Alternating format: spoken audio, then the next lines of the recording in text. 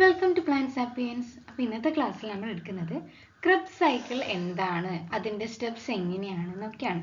അതിൽ വരുന്ന കുറേ എൻസൈംസിൻ്റെ പേരും എന്തൊക്കെയാണ് പ്രൊഡക്ട്സ് ഈ ഒരു ക്രെബ്സ് സൈക്കിൾ വഴി ഉണ്ടാകുന്നതെന്നുമാണ്. അപ്പോൾ ആദ്യമായിട്ടാണ് ഈ ചാനൽ കാണുന്നതെങ്കിൽ ചാനൽ ഒന്ന് സബ്സ്ക്രൈബ് ചെയ്യുക, ലൈക്ക് ചെയ്യുക, ഇഷ്ടപ്പെട്ടെങ്കിൽ കമൻറ്റ് ചെയ്യാം. അപ്പോൾ കഴിഞ്ഞ ക്ലാസ്സുകളിലായിട്ട് ഫോട്ടോസിന്തസിസിന് ശേഷം നമ്മൾ റെസ്പിറേഷൻ എന്ന് പറയുന്ന ചാപ്റ്ററാണ് എടുത്തുകൊണ്ടിരിക്കുന്നത്.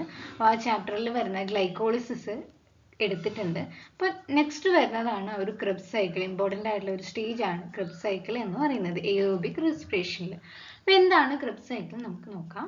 അപ്പോൾ ഒരു ക്രെബ്സ് സൈക്കിളിന് വേറെ രണ്ട് പേരും കൂടിയുണ്ട്. ഒന്ന് സിട്രിക് ആസിഡ് സൈക്കിൾ. കാരണം എന്താണെന്ന് വെച്ചാൽ ഇതിലുണ്ടാകുന്ന ആദ്യത്തെ സ്റ്റേബിൾ കോമ്പൗണ്ട് എന്ന് പറയുന്നത് സിട്രിക് ആസിഡ് ആണ്. അതുകൊണ്ടാണ് അങ്ങനെ ഒരു പേര് വന്നത്. പിന്നെ വേറൊരു പേരും കൂടിയുണ്ട്, TCA സൈക്കിൾ അല്ലെങ്കിൽ try carboxylic acid cycle. Okay, try carboxylic acid cycle. അപ്പോൾ എവിടെയാണ് ഈ ഒരു ക്രെബ്സ് സൈക്കിൾ നടക്കുന്നത്? യൂക്കാരിയോട്ടിലും പ്രൊക്കാരിയോട്ടിലും രണ്ട് സ്ഥലങ്ങളിലായിട്ടാണ്, ഡിഫറെൻറ്റ് പ്ലേസസിലായിട്ടാണ് ഈ ഒരു ക്രെബ്സ് സൈക്കിൾ നടക്കുന്നത്. യൂക്കാരിയോട്ടിൽ ക്രെബ്സ് സൈക്കിൾ നടക്കുന്നത് നമ്മുടെ മൈറ്റോകോൺഡ്രിയയിലുള്ള മെട്രിക്സിലാണ്. മൈറ്റോകോൺഡ്രിയൽ മെട്രിക്സ് ഇവിടെ മൈറ്റോകോൺഡ്രിയൽ മെട്രിക്സിലായിട്ട് ഇവിടെ ഒരു മെട്രിക്സ് ഉണ്ടല്ലോ. പ്രൊക്കാരിയോട്ടിലാണെങ്കിൽ സൈറ്റോസോളിൽ വെച്ചിട്ടാണ് ഈ ഒരു ക്രെബ്സ് സൈക്കിൾ നടക്കുന്നത്. ഇനി എന്താണ് ക്രെബ്സ് സൈക്കിൾ, എന്തിനാണ് ക്രെബ്സ് സൈക്കിൾ, അതിൻ്റെ ആ ഒരു ഫംഗ്ഷൻ എന്ന് പറഞ്ഞാൽ, നമ്മൾ ഈ ഒരു ഗ്ലൈക്കോളിസിസ് നടന്നതിന് ശേഷം അവിടെ ഒരു ഇന്റർമീഡിയറ്റ് സ്റ്റേജ് ഉണ്ടാകുന്നുണ്ട്. ഓക്കെ, അപ്പോൾ ഈ ഒരു ഇന്റർമീഡിയറ്റ് സ്റ്റേജിൽ ഉണ്ടാകുന്ന പ്രൊഡക്റ്റ് ആണ് അസറ്റൈൽ കോയെ എന്ന് പറയുന്നത്. ആ ഒരു അസറ്റൈൽ കോയനെ ഓക്സിഡൈസ് ചെയ്യുകയാണ് ക്രെബ്സ് സൈക്കിളിന്റെ ഫംഗ്ഷൻ എന്ന് പറയുന്നത്. അപ്പോൾ ഈ അസറ്റൈൽ കോയെ ഓക്സിഡൈസ് ചെയ്ത് മറ്റൊരു ഫോമിലേക്ക് മാറ്റുമ്പോൾ അവിടെ എന്തൊക്കെയാണ് റിലീസ് ചെയ്യുന്നത്? കാർബൺ ഡൈ ഓക്സൈഡ് റിലീസ് ചെയ്യുമ്പോൾ അതിൻ്റെ കൂടെ തന്നെ ഹൈ എനർജി പ്രൊഡ്യൂസ് ചെയ്യുന്നുണ്ട്. ഹൈ എനർജി ഇലക്ട്രോൺ കാരിയേഴ്സ് ആയിട്ടുള്ള NADH, FADH2 ആണ് കൂടുതലുള്ളത്. അതുകൂടാതെ ATP. Okay, carbon dioxide release ചെയ്യുന്നു, എനർജി പ്രൊഡ്യൂസ് ചെയ്യുന്നു. എനർജി എന്ന് പറയുന്നത് NADH, FADH2, ATP എന്നീ ഫോമിലാണ് ഫോം ചെയ്യുന്നത്. ഈ ഒരു ക്രെബ്സ് സൈക്കിൾ കഴിഞ്ഞതിന് ശേഷം നേരെ അത് ഇലക്ട്രോൺ ട്രാൻസ്പോർട്ട് ചെയിനിലേക്ക് പോവുകയും അവിടുന്ന് വലിയൊരു എമൗണ്ട് എനർജി ഉണ്ടാവുകയും ചെയ്യുന്നു. ഇതാണ് ഒരു ക്രെബ്സ് സൈക്കിളിന്റെ മെയിൻ ആയിട്ടുള്ള ഔട്ട്ലൈൻ എന്ന് പറയുന്നത്. ഇനി നമുക്ക് ഡീറ്റെയിൽഡ് ആയിട്ട് ആ ഒരു സ്റ്റെപ്സിലോട്ട് പോവാം. സോ ഇതാണ് TCA സൈക്കിളിന്റെ ആ ഒരു ഡയഗ്രാം അല്ലെങ്കിൽ സൈക്കിൾ എന്ന് പറയുന്നത്. അപ്പോൾ ഈ ഒരു TCA സൈക്കിൾ സ്റ്റാർട്ട് ചെയ്യുന്നത് അസറ്റൈൽ കോയിൽ നിന്നാണെന്ന് പറഞ്ഞു. അസറ്റൈൽ കോ എൻസൈം A എന്ന് പറയുന്നത് ക്രെബ്സ് സൈക്കിളിനും ഗ്ലൈക്കോളിസിസിനും ഇടയിലുള്ള ആ ഒരു ഇന്റർമീഡിയറ്റ് സ്റ്റേജിൽ ഉണ്ടാകുന്ന പ്രൊഡക്റ്റ് ആണ്. ഈ ഒരു അസറ്റൈൽ കോയയെ സിട്രിക് ആസിഡിലെ പ്രൈമറി ആക്സെപ്റ്റർ ആയിട്ടുള്ള ഓക്സാലോ അസറ്റിക് ആസിഡ് ആക്സെപ്റ്റ് ചെയ്തിട്ട് സിട്രിക് ആസിഡ് ആയിട്ട് കൺവേർട്ട് ചെയ്യും. ഈ ഒരു സിട്രിക് ആസിഡ് ആയിട്ട് കൺവേർട്ട് ചെയ്യാൻ ഹെൽപ്പ് ചെയ്യുന്ന എൻസൈമിന്റെ പേരാണ് സിട്രേറ്റ് സിന്തേസ്. ഈ ഒരു പേര് പഠിക്കാൻ ഈസിയാണ് അല്ലേ? സിട്രിക് ആസിഡിനെ നമുക്ക് സിട്രേറ്റ് എന്നും പറയാം. ഈ ഒരു സിട്രേറ്റ് ഉണ്ടാക്കുന്ന, സിന്തേസ് എന്ന് വെച്ചാൽ സിന്തസൈസ് ചെയ്യുക, ഉണ്ടാക്കുന്ന ആളാണ് സിട്രേറ്റ് സിന്തേസ്. സോ ഇതാണ് ഒന്നാമത്തെ സ്റ്റെപ്പ് എന്ന് പറയുന്നത്. നെക്സ്റ്റ് ഈ ഒരു സിട്രിക് ആസിഡിനെ ഐസോസിട്രിക് ആസിഡ് ആയിട്ട് കൺവേർട്ട് ചെയ്യും ഇൻ പ്രസൻസ് ഓഫ് അക്കോണിറ്റേസ്. ഇവിടെ എനർജിയോ ഒന്നും പ്രൊഡ്യൂസ് ചെയ്യുന്നില്ല.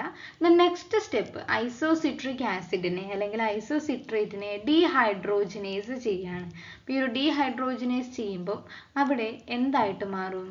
ആൽഫ കീറ്റോ, ഇവിടെ ആൽഫ എന്ന് ആഡ് ചെയ്യണം. ആൽഫ കീറ്റോ ഗ്ലൂട്ടാറിക് ആസിഡ് ആയിട്ട് മാറ്റുമ്പോൾ അവിടെ ഒരു കാർബൺ ഡൈ ഓക്സൈഡ് പുറത്തേക്ക് റിലീസ് ചെയ്യാണ്. അതുകൂടാതെ NAD+ന്റെ കൂടെ ആ ഡീഹൈഡ്രോജനേസ് അല്ലേ, ഒരു ഹൈഡ്രജൻ റിലീസ് ചെയ്യുന്നുണ്ട്. ആ ഇലക്ട്രോൺ ആഡ് ചെയ്തിട്ട് NADH ആയിട്ട് മാറും. ഒരു NADH ഈ ഒരു സ്റ്റേജിൽ ഉണ്ടായി. ദെൻ ഈ ഒരു ആൽഫ കീറ്റോ ഗ്ലൂട്ടാറിക് ആസിഡ് അവിടെയും സെയിം സ്റ്റെപ്പ്, ഡീഹൈഡ്രോജനേഷൻ റിയാക്ഷൻ നടക്കുന്നു. ആൽഫ കീറ്റോ ഗ്ലൂട്ടാറേറ്റ് ഡീഹൈഡ്രോജനേസ് എന്നാണ് ഈ ഒരു എൻസൈമിന്റെ പേര്. എന്നിട്ട് സക്സിനൈൽ കോയ ആയിട്ട് മാറും.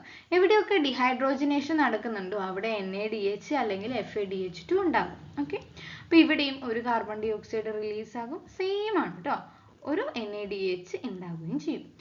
സക്സിനൈൽ കോയെ സിന്തറ്റേസിന്റെ പ്രസന്റിൽ, ഇവിടെ സിന്തേസ് ആണ്, ഇവിടെ സിന്തറ്റേസ് ആണ്. ഓക്കെ, അതെന്തായിട്ട് മാറും? സക്സിനിക് ആസിഡ് അല്ലെങ്കിൽ സക്സിനേറ്റ് ആയിട്ട് മാറും. അവിടെ ഒരു GTP ഉണ്ടാകും. GTP എന്ന് വെച്ചാൽ ATPയുടെ വേറൊരു ഫോം. ATP എന്ന് പറയുന്നത് അഡിനോസിൻ ട്രൈഫോസ്ഫേറ്റ് ആണെങ്കിൽ GTP ഗ്വാനിൻ ട്രൈഫോസ്ഫേറ്റ്.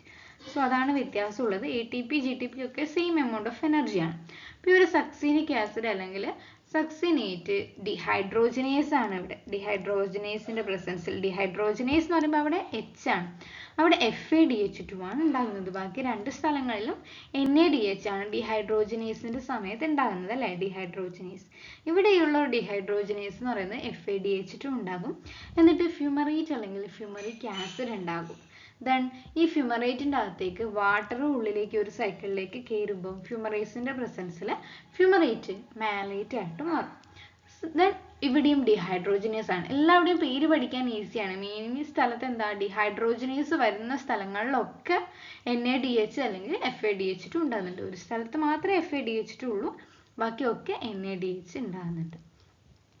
ദെൻ ഈ ഒരു മാലിക് ആസിഡ് പിന്നെയും ഡിഹൈഡ്രോജനേസിന്റെ പ്രസൻസിൽ ഓക്സാലോ അസറ്റിക് ആസിഡ് ആയിട്ട് മാറും. അതായത് ഓക്സാലോ അസറ്റിക് ആസിഡ് പിന്നെയും റീജനറേറ്റ് ചെയ്തു സൈക്കിൾ കണ്ടിന്യൂ ചെയ്യും. ഓക്കെ, ഇവിടെയും ഈ ഒരു ഡിഹൈഡ്രോജനേസിന്റെ സ്ഥലത്തും ഒരു NADH ഉണ്ടാകുന്നുണ്ട്. ഇതാണ് മൊത്തത്തിലുള്ള ഒരു സൈക്കിൾ. അപ്പോൾ ഈ ഒരു എൻസൈമിന്റെ ഒക്കെ പേര് മനസ്സിലാക്കാൻ നിങ്ങൾ എന്താ ഇതിന്റെയൊക്കെ ഫസ്റ്റ് ലെറ്റേഴ്സ് ഒക്കെ വെച്ചിട്ട് നിങ്ങൾക്ക് തന്നെ ഒരു ഷോർട്ട് ഫോം ആക്കിയിട്ട് ഉണ്ടാക്കാൻ പറ്റും.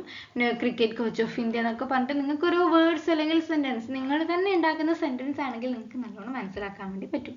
സിട്രിക് ആസിഡിന്റെ C, ഐസോസിട്രിക് ആസിഡിന്റെ I, ആൽഫ എന്നൊക്കെ പറഞ്ഞിട്ട് കിക്ക് മിനലിക്ക് എന്നൊക്കെ കൊടുത്തിട്ട് പേര് കൊടുക്കാൻ വേണ്ടി പറ്റും. അപ്പം അങ്ങനെയൊക്കെ ഓർത്ത് വെക്കാൻ വേണ്ടിയിട്ട് ഈസി ആയിരിക്കും. പിന്നെ ഒരു സിട്രിക് ആസിഡിലുള്ള ഓവറോൾ പ്രൊഡക്റ്റ് എന്ന് പറയുന്നത് ഓരോ സൈക്കിളിലും ഒരു ATP ഉണ്ടാകുന്നുണ്ട്. ഈ ഒരു പൊസിഷനിൽ ഒരു GTP അല്ലെങ്കിൽ ഒരു ATP ഉണ്ടാകുന്നുണ്ട്. പിന്നെ 3 NADH, ഒന്ന് ഇവിടെ ഐസോസിട്രേറ്റ് ഡിഹൈഡ്രോജനേസ്, ആൽഫ കീറ്റോ ഉള്ള സമയത്ത് ഒരു NADH, തന്നെ ഇവിടെ ഓക്സാലോ അസറ്റിക് ആസിഡ് റീജനറേറ്റ് ചെയ്യുമ്പോൾ ഒരു NADH, അങ്ങനെ 3 NADH ഉണ്ടാകുന്നുണ്ട്. ഒരു FADH2 ഉണ്ടാകുന്നുണ്ട്. 2 കാർബൺ ഡൈ ഓക്സൈഡ്, ഇവിടെ 2 കാർബൺ ഡൈ ഓക്സൈഡും റിലീസ് ചെയ്യുന്നുണ്ട്. ഇതാണ് ഈ ഒരു ക്രെബ്സ് സൈക്കിളിന്റെ ഓവറോൾ പ്രൊഡക്റ്റ് എന്ന് പറയുന്നത്. അപ്പോൾ ഈ ഒരു ക്രെബ്സ് സൈക്കിൾ എന്ന് പറയുമ്പോൾ മെയിൻ പ്രൊഡക്റ്റ് ഒന്ന് ATP, A molecule that serve as the primary energy currency. ഒരു സെല്ലിന്റെ പ്രൈമറി എനർജി കറൻസി ആയിട്ടുള്ള ATP in the form of GTP ഉണ്ടാകുന്നുണ്ട്.